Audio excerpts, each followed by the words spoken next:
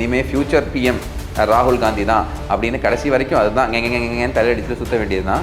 மாப்பிள்ள இதே மாதிரி அப்பப்போ வந்து கோமாளித்தனம் பண்ணிட்டு போங்கன்னு குழந்தைங்கள்லாம் ஜாலியாக இருக்கணும். அந்த மாதிரி இவர் அப்பப்போ வந்துட்டு போனால் தான் நமக்கு வந்து ஈஸியாக ஜெயிக்க முடியுது. கொள்கை ரீதியாக இந்த எலெக்ஷன் பயங்கர ஒரு ப்ரொமிஸ்கஸ்ன்னு சொல்லலாம். அதாவது யாருக்கு என்ன கொள்கைன்னே ஒன்றுமே புரியல. ஏன்னா இந்த சைடும் சிவசேனா இருக்குது, அந்த சைடும் சிவசேனா இருக்குது. யார் உண்மையான சிவசேனா? பங்கம் எஃபெக்டிவாக இறங்கிருச்சுன்னு வைங்களேன், யாருனாலையும் ஒன்றும் பண்ண முடியாது அப்படிங்கிறதுக்கு பெஸ்ட் எடுத்துக்காட்டியிருக்கு. ஒன்றா இருக்க கற்றுக்கணும், அந்த உண்மையை சொன்னால் ஒத்துக்கணும். எங்கெங்க சொன்னால் கேட்குறேன், உள்ளுக்குள்ளேயே அடிச்சிட்டு இருக்காங்க அப்படின்னு நிறைய பேர் லோக்சபா 2024 எலெக்ஷன்ஸில் வருத்தப்பட்டு இருந்தாங்க. இப்போ இந்த மகாராஷ்டிரா எலெக்ஷன்ஸ் இருக்குது பார்த்தீங்களா, அதில் வந்திருக்கக்கூடிய வேர்டிக்ட், இதில் உண்மையை சொல்லணும்னா எல்லாரும் ஆடி போய் கிடக்குறாங்க. இந்த ரிசல்ட்டை டாப் டு பாட்டம் நம்ம அனலைஸ் பண்ணோன்னா பல விஷயங்கள் நமக்கு புரியும். அன்பு தமிழ் நெஞ்சங்களுக்கு வணக்கம். அதாவதுங்க, மகாராஷ்டிரா எலெக்ஷன்ஸ் நடந்திருக்கு, ஜார்க்கண்டில் எலெக்ஷன்ஸ் நடந்திருக்கு, அது மட்டும் இல்லாமல் பைபோல்ஸ் நடந்திருக்கு நிறைய இடத்துல. ஸோ இதில் வந்து இந்த மகாராஷ்டிராவை மட்டும் மேஜராக பார்ப்போம். உடனே கேட்பீங்க, ஏன் உங்கள் ஆட்கள் ஜெயிச்சிட்டாங்க அதனால தானே அப்படின்னு. கிடையாது, ஜார்க்கண்டை தனியாக நம்ம பார்ப்போம், பைபோல்ஸையும் நம்ம தனியாக பார்ப்போம். ஸோ இந்த மகாராஷ்டிரா எலெக்ஷன்ஸில் நம்ம என்ன புரிஞ்சுக்கணும் அப்படின்னு பார்த்தீங்கன்னா, இதுவரைக்கும் வரலாறு காணாத ஒரு வெற்றியை பாஜக பெற்றிருக்கு. பாஜக தலைமையில் பாஜக கூட்டணி பெற்றிருக்கு. இதுவரைக்கும் வரலாறு காணாத ஒரு சரிவை காங்கிரஸ் இப்போ பார்த்துருக்கு. அதுவும் என்ன, மகாராஷ்டிரா ஹரியானாவில் லோக்சபா எலெக்ஷன்ஸில் திறமையாக செயல்பட்டுட்டோம், இனிமேல் ஃபியூச்சர் பிஎம் ராகுல் காந்தி தான் அப்படின்னு கடைசி வரைக்கும் அதுதான் எங்கெங்கன்னு தலையடிச்சு சுற்ற வேண்டியது தான். அந்த மாதிரி கடைசியில் அவர் கடைசி வரைக்கும் ஃபியூச்சர் பிஎம்மாக தான் இருப்பார் அப்படிங்கிறதுல இந்த ஒரு எலெக்ஷன் தெளிவாக தெரிஞ்சு போச்சு. ஏன்னா ஹரியானாவும் சரியான அடி, ஹரியானா தாண்டி இப்போ மகாராஷ்டிராலையும் பயங்கரமான அடி. எந்த அளவுக்கு இவங்க வந்து இப்போ பின்தங்கியிருக்காங்க அப்படிங்கிறத பார்ப்போம். ஃபஸ்ட்டு அந்த மேக்னிடியூடை தெரிஞ்சுக்கிட்டா தான் அதுக்கப்புறமா இந்த எலெக்ஷனை நம்ம கொஞ்சம் நல்லா அனலைஸ் பண்ண முடியும். அதாவதுங்க, லீடர் ஆஃப் அப்போசிஷன், எதிர்க்கட்சி தலைவர் அப்படின்னு சொல்லுவாங்க. இப்போ நம்ம ஊரில் பார்த்தீங்கன்னா எதிர்க்கட்சி தலைவர் யார்? நம்மளோட எடப்பாடி பழனிசாமி இருந்தாங்க, இருக்காரு. அங்கேயும் ஒரு பிரச்சனை வந்துச்சு, ஓபிஎஸ்ஸா இபிஎஸ்ஸா, யார்கிட்ட சின்னம் இருக்குது அப்படின்ற பிரச்சனையெல்லாம் போச்சுல. அது ரொம்பவே முக்கியமான ஒரு பதவி, லீடர் ஆஃப் அப்போசிஷன். அது பாராளுமன்றமாக இருந்தாலும் சரி, அது வந்து சட்டமன்றமாக இருந்தாலும் சரி. இன்ஃபேக்ட் பாராளுமன்றத்தில் தேவையான சீட்ஸ் வரல அப்படின்னு இதுக்கு முன்னாடி ராகுல் காந்தி அவர்கள் அங்கே லீடர் ஆஃப் அப்போசிஷனாக அப்பாயின்ட் பண்ணப்படல. இந்த தடவை அவருக்கு வந்துச்சு. ஸோ இப்போ காங்கிரஸுக்கு மகாராஷ்டிரா அசம்பிளியில் 288 சீட்டுங்க. அதில் வந்து 28 சீட்டு, 10% சீட் எடுக்கணும். காரணம் என்னென்னா, ஒரு சட்டம் இருக்குது, அதாவது salaries and allowances of leader of opposition அப்படிம்பாங்க. அப்போ அந்த சட்டம்படி என்ன அப்படின்னா, யார் லீடர் ஆஃப் அப்போசிஷனாக இருக்கணும் அப்படிங்கிறதுக்கு ஒரு வரையறையை கொடுத்துருக்காங்க. அதில் 10% இவங்க வந்து அந்த சீட்ஸ் வாங்கியிருக்கணும். அப்போ 288ல் நீங்கள் பார்த்தீங்க அப்படின்னா எவ்வளோ வாங்கியிருக்கணும்? மினிமம் 28 வாங்கியிருக்கணும். ஆனால் யாருமே 28 வாங்காதனால லீடர் ஆஃப் அப்போசிஷன் காலி. இது வரைக்கும் இவ்வளோ மோசமான ஒரு நிலைமை எப்போ இருந்திருக்கு அப்படின்னு பார்த்தீங்கன்னா 62, 67 இந்த டைமில் வந்துட்டு காங்கிரஸ் தான் ஸ்வீப் பண்ணிக்கிட்டு இருந்தாங்க மகாராஷ்டிராவை.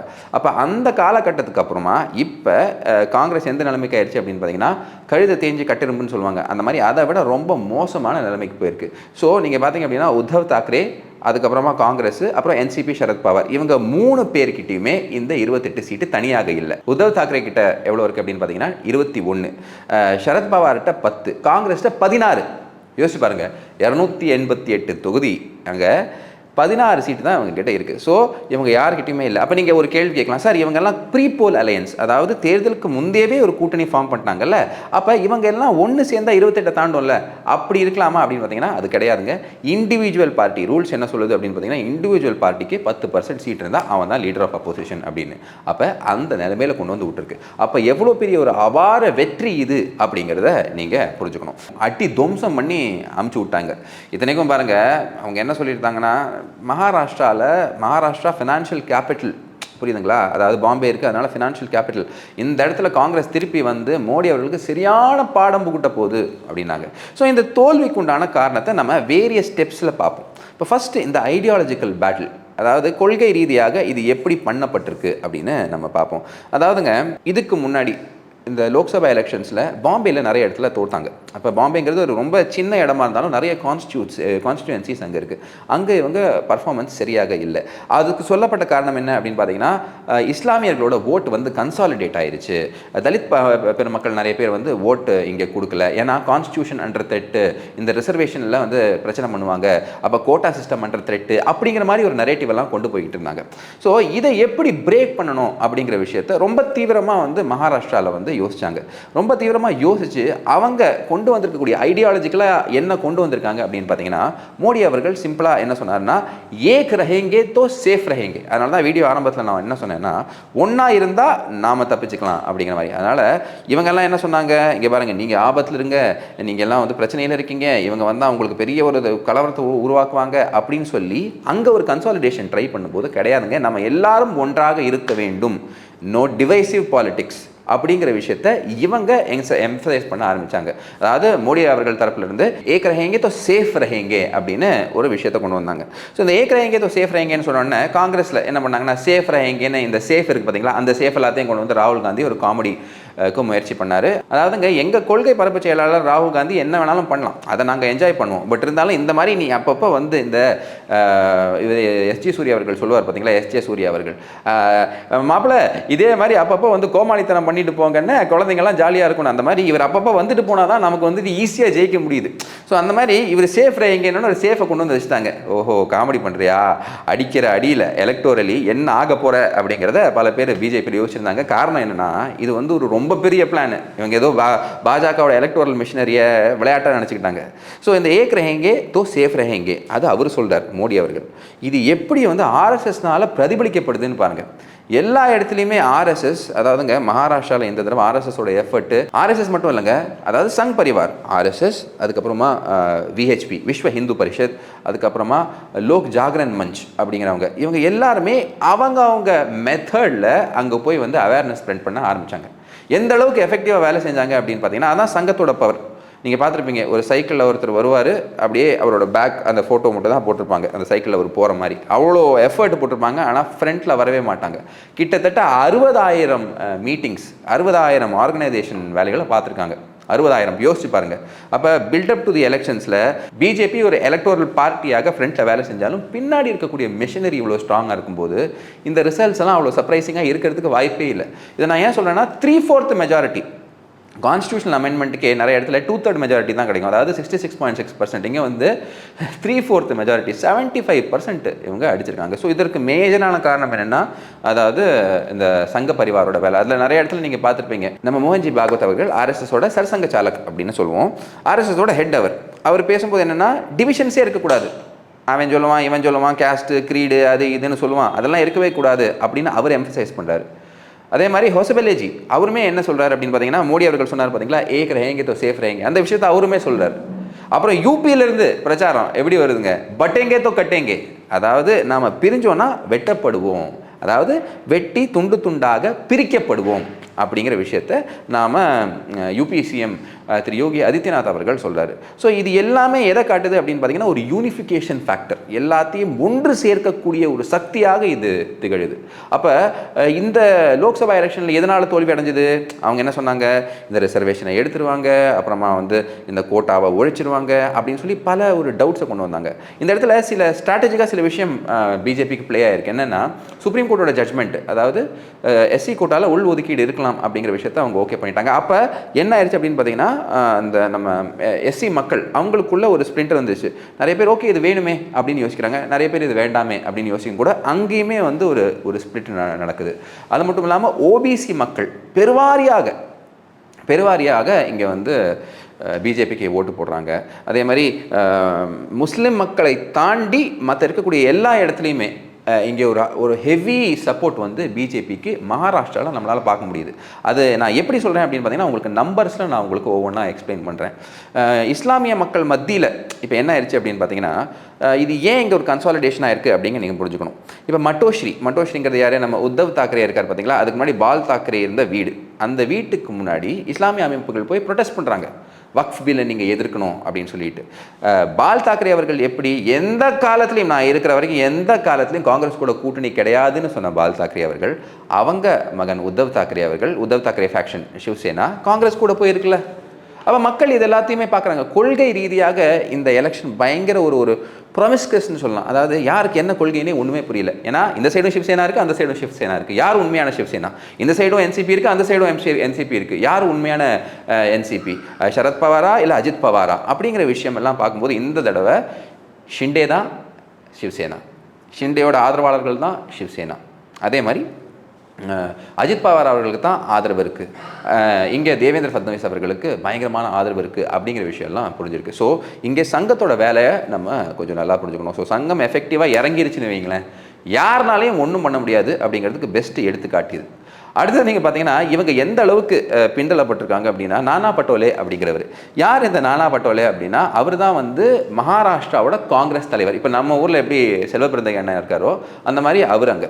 ஸோ அவங்க சுப்ரியா ஸ்ரீநாட்டே எல்லாருமே சேர்ந்து பயங்கரமான ஒரு தாக்குதல் வந்து பிஜேபி மேலே வச்சுக்கிட்டு இருந்தார்.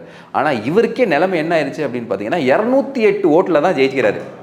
இந்த எலெக்ஷனை டிஸ்கிரைப் பண்ணும்போது நம்ம உத்தவ் தாக்கரேஜி அவர் என்ன சொல்கிறாருன்னா, சார் இந்த எலெக்ஷன் வந்து ஒரு வேவ் கிடையாது, சுனாமி மாதிரி வந்துட்டு போயிடுச்சு, என்ன நடந்ததுன்னே ஒன்றுமே புரியல அப்படின்னு. அதுதான் வந்து பிஜேபியோட உண்மையான பவர்.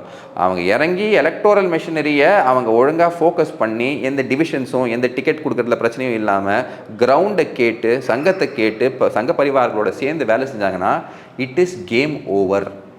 ஸோ அப்படி ஒரு சுனாமியில் என்ன ஆயிடுச்சுன்னா, காங்கிரஸ் தலைவர் இருக்கார் பார்த்தீங்களா நானா பட்டோலேஜி, அவர் வந்து 208 ஓட்டில் தான் ஜெயிக்கிறார். இதனைக்கும் ஒரு 10வது ரவுண்ட்லாம் வந்து அவர் ட்ரெயிலிங்கில் இருக்கார். கடைசி ரவுண்ட் 28வது ரவுண்டில் இவிஎம் ஓப்பன் பண்ணும்போது ட்ரெயிலிங்கு, அதுக்கப்புறமா போஸ்டல் பேலட்ஸ் எல்லாத்தையும் ஆட் பண்ணி அதனால 208 ஓட்டு கரெக்டாக அதில் வந்து ஜெயிக்கிறாரு. இல்லைனா அங்கே வந்து இன்னும் பெரிய ஒரு பின்னடைவாக வந்திருக்கும். ஸோ இப்போ இந்த எலெக்ஷன் நீங்கள் பார்த்துட்டீங்க, இந்த எலெக்ஷனோட அந்த ஓவரால் சித்தாந்தத்தை பார்த்துட்டீங்க. வெறும் சித்தாந்தத்தை மட்டும் நம்பி மக்கள் ஓட் போடுறாங்களா அப்படிங்கிற ஒரு கேள்வி உங்களுக்கு வரும். இப்போ இங்கே என்ன புரிஞ்சுக்கணுன்னா, ஒரு ஸ்கீம் ரொம்பவே அங்கே ஃபேமஸாக இருந்தது. என்னென்னா லட்கி பஹின் ஸ்கீம் அப்படிங்கிற மாதிரி ஒரு ஸ்கீம். அது இங்கே அதனால தான் வந்து ஷிண்டே அவர்கள் என்ன சொல்கிறாருன்னா, பஹின் பஹு அண்ட் ஃபார்மர்ஸ் இவங்க 3 பேர் தான் நமக்கு ஆதரவு தெரிவிச்சிருக்காங்க அப்படின்னு.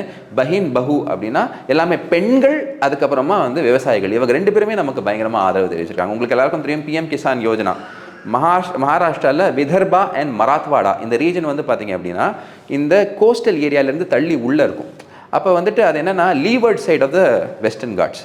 அப்போ அங்கே வந்து மழை எவ்வளோ வராது, வறட்சி இருக்கக்கூடிய இடங்கள். அப்போ அங்கே வந்து ஃபார்மர் சூசைட் எப்பவுமே ஜாஸ்தியாக இருந்துகிட்டே இருக்கும். காங்கிரஸ் காலத்துலலாம் வருஷம் அந்த சீசனில் இருக்கக்கூடிய ஃபார்மர் சூசைட் கடன் தாங்காமல் ஜாஸ்தியாக இருக்கும். ஸோ அங்கே வந்து இந்த கிராப் இன்சூரன்ஸ், அங்கே வந்து இந்த பிஎம் கிசான் யோஜனாலாம் ரொம்பவே ஹெல்ப் ஆயிருக்கு. அதனால தான் அவர் சொல்கிறாரு ஃபார்மர்ஸு. பஹின் பஹுக்கு வந்து இந்த லட்கி பஹின் ஸ்கீம் அதில் வந்து பார்த்திங்கன்னா 1500 ரூபா கொடுத்துக்கிட்டு இருந்தாங்க. இப்போ பர்சனலாக நான் ஒரு 4 to 5 கான்ஸ்டுவன்சி போனேன். அப்போ அங்கே முக்கியமாக சியான் கோலிவாடா, நம்ம தமிழ் பேசக்கூடிய அங்கே மகாராஷ்டிராவின் ஒரு ஒரு பெரிய சாம்பியனாக திகழக்கூடிய கேப்டன் தமிழ்ச்செல்வன் அவர்களுக்கும் சியான் கோலிவாடாவில் நம்ம அங்கே பிரச்சாரம் பண்ணோம், தமிழ் மக்கள்கிட்ட பேசினோம், வீதியாக சென்றோம். அவங்க எல்லாருமே வந்து இந்த லட்கி பஹின் யோஜனா இது வந்து ஷிண்டேஷாரோட இது வந்து ஷிண்டேஜியோட ஒரு பெட் ப்ரோக்ராம், இதில் ரொம்பவே ஹெவியாக இம்ப்ரெஸ் ஆகிட்டாங்க. ஸோ அதனால் இந்த பாப்புலிஸ்ட் மெஷர்ஸ் இதுவுமே ரொம்பவே அவங்களுக்கு மக்களோட மனசை தொட்டுருக்கு. ஸோ அதனால தான் வந்துட்டு இந்த விக்ட்ரி வந்து பாசிபிளாக இருக்குது அப்படிங்கிற விஷயத்தை நம்ம புரிஞ்சுக்கணும். ஸோ இதுதான் வந்துட்டு ஐடியாலஜிக்கலி அண்ட் ப்ரோக்ராம் வைஸ் இங்கே இருக்கக்கூடிய விஷயம். அடுத்தது என்ன தான் இந்த விக்ட்ரி எப்படி வந்து இந்த மாதிரி ஒரு விக்ட்ரி வந்திருக்கு அப்படின்னு தெரியறதுக்கு நமக்கு டேட்டா தெரிய வேண்டியிருக்கு. ஸோ அந்த டேட்டாவை கொஞ்சம் நம்ம கிளியராக பார்ப்போம். இப்போ நம்ம ஊரில் பார்ப்பீங்க, தமிழ்நாடை நம்ம டிவைட் பண்ணுவோம். கொங்கு மண்டலம், தென் மாவட்டங்கள், வட மாவட்டங்கள், கடலோர மாவட்டங்கள் அப்படின்னு நம்ம டிவைட் பண்ணிவிட்டு ஒவ்வொரு மாவட்டத்துக்கும் ஒவ்வொரு கேரக்டரிஸ்டிக்ஸ் இருக்கும். அதற்கேற்ற மாதிரி ஓட்டிங் பேட்டர்ன் இருக்கும். அங்கே இருக்கக்கூடிய ஓட்டர் பிஹேவியர் டிஃப்ரெண்ட்டாக இருக்கும். ஸோ அந்த மாதிரி நம்ம இப்போ பார்க்குறோம் அப்படின்னு பார்த்தீங்கன்னா இதை வந்து 6ஆக பிரிக்கலாம். அதாவது காண்டேஷ், அப்புறமா மும்பை ரீஜன், அதாவது நார்த்து, அப்புறம் மும்பை ரீஜன், அப்புறமா வந்து கொன்கன் ரீஜன், கொங்கனி பேசக்கூடிய அந்த இடத்துல இருக்கக்கூடிய கொங்கன் ரீஜன், அதுக்கப்புறமா வெஸ்டர்ன் ரீஜன், அப்புறமா விதர்பா அண்ட் மராத்வாடா. இந்த மாதிரி 6ஆக நீங்கள் பிரிச்சுக்கலாம். 6லையுமே நீங்கள் பார்த்தீங்கன்னா பாஜகவோட கூட்டணி இருக்குது பார்த்தீங்களா, பயங்கரமான ஒரு பர்ஃபார்மன்ஸ்.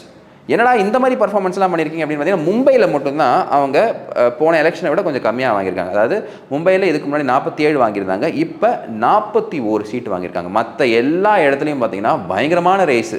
அதனால தான் game is out side Bombay அப்படின்னு நான் ஏற்கனவே என்னோட ஒரு காணொலியில் சொல்லியிருந்தேன். அவுட் சைடு பாம்பே தான் அவங்க ப்ளே பண்ணியிருக்காங்க. ஆனால் இது டஃப் கேமுங்க. ஏன்னா இப்போ நீங்கள் பாம்பேயில் போய் மக்களை பார்த்தீங்க அப்படின்னா அவங்களுக்கு வந்து உங்களுக்கு மெட்ரோ இருக்குது, கனெக்டிவிட்டி இருக்குது, எல்லா டெவலப்மெண்ட்டோட பெனிஃபிட்டும் அங்கே தான் இருக்கும். ஏன்னா அதுதான் வந்து ஒரு புல்லிங் ஃபேக்டர். உங்களுக்கு வந்து அந்த ஜூஹு பீச்சில் இருக்கக்கூடிய அந்த செட்டில்மெண்ட்ஸ் எல்லாம் நீங்கள் பார்த்தீங்க அப்படின்னா அங்கே இருக்கக்கூடிய அந்த ஸ்கைலைன் வேறு எங்கேயுமே கிடையாதுங்க. அப்போ கோடீஸ்வரர்கள், டாப் மோஸ்ட் கோடீஸ்வரர்கள் வாழக்கூடிய இடத்துல அதற்குண்டான எக்கனாமிக் பெனிஃபிட்ஸ் இருக்கும்.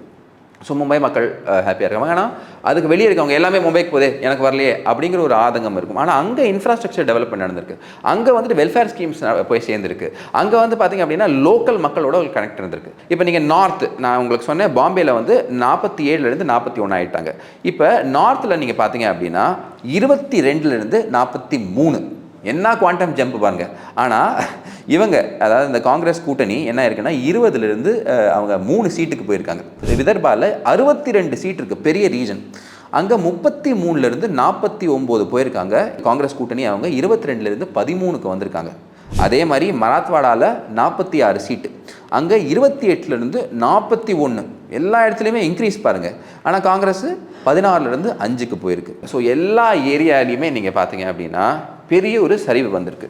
ஸோ இதற்கு எல்லாமே காரணம் ஒன்று ஐடியாலஜி கிளியராக இருக்குது, இன்னொன்று பிரைம் மினிஸ்டரோட கான்ட்ரிபியூஷன், இன்னொன்று பாஜகவோட அந்த ஸ்டேட் யூனிட் ஃபட்னவிஸ் அவர்களோட தலைமையில் இருக்கக்கூடிய கான்ட்ரிபியூஷன், எல்லாரையும் ஒன்று சேர்த்து, அதாவது ஏக்நாத் ஷிண்டே அவர்களோட அந்த கான்ட்ரிபியூஷன், அஜித் பவார் சைட்லேருந்து அவரோட வேலையை அவர் கரெக்டாக பண்ணியிருக்காரு, சங்கம் அண்ட் சங்க பரிவார் இவங்க எல்லாமே சேர்ந்து ஒன்றா ஒர்க் பண்ணியிருக்காங்க. ஸோ என்ன ஒரு பெரிய ஒரு எலக்டோரல் மெஷினரியை கண்ட்ரோல் பண்ணக்கூடிய ஒரு நிலைமையில் பாஜக இருக்குது அப்படிங்கிறத நம்மளால் இந்த ரிசல்ட்ஸ்லேருந்து கிளியராக தெரிஞ்சுக்க முடியும். இளைய பாரதம் சொந்தங்களுக்கு வணக்கம். இளைய பாரதத்தில் புது முயற்சிகள், விரிவாக்கம் எல்லாம் நீங்கள் பார்த்துக்கிட்டு இருப்பீங்க. எங்களோட வளர்ச்சிக்கு நீங்கள் உதவணும்னு நினச்சிங்கன்னா கீழே இருக்கக்கூடிய இந்த அக்கௌண்ட் நம்பருக்கு உங்களுக்கு தோன்ற அமௌண்ட்டை கான்ட்ரிபியூட் பண்ணலாம். உங்களோட ஆதரவுக்கு என்றும் நன்றி. ஜெய்ஹிந்த். ஸோ பதிவு நிறுதியாக நம்ம என்ன சொல்ல விரும்புகிறோம்னா, எல்லாருமே நம்ம கேட்டுக்கிட்டே இருக்காங்க ஏன் வரல அப்படின்னு. இனிமேல் அட்லீஸ்ட் வீக்லி 2 வீடியோஸ் வந்துடும். இதே மாதிரி எலெக்ஷன் டைமில் இருக்கக்கூடிய விஷயங்கள் எல்லாத்தையும் நம்ம ரொம்ப கிளியராக அனலைஸ் பண்ணுவோம். ஸோ இளைய பாரதத்துக்கு உங்களோட ஆதரவு என்றைக்குமே கொடுத்துட்டே இருங்க. பிளாட்ஃபார்மை வைடன் பண்ணுறோம், புது விஷயங்கள்லாம் டெஃபினட்டாக பண்ணுவோம். எல்லாத்துலேயும் உங்களோட ஆதரவு தேவை. ஸோ இணைந்ததுக்கு நன்றி. வணக்கம். வந்தே மாத்திரம். பாரத் மாதா கி ஜெய். வாழ்க நம் பாரதம். ஜெய் ஸ்ரீராம். ஜெய்ஹிந்த்.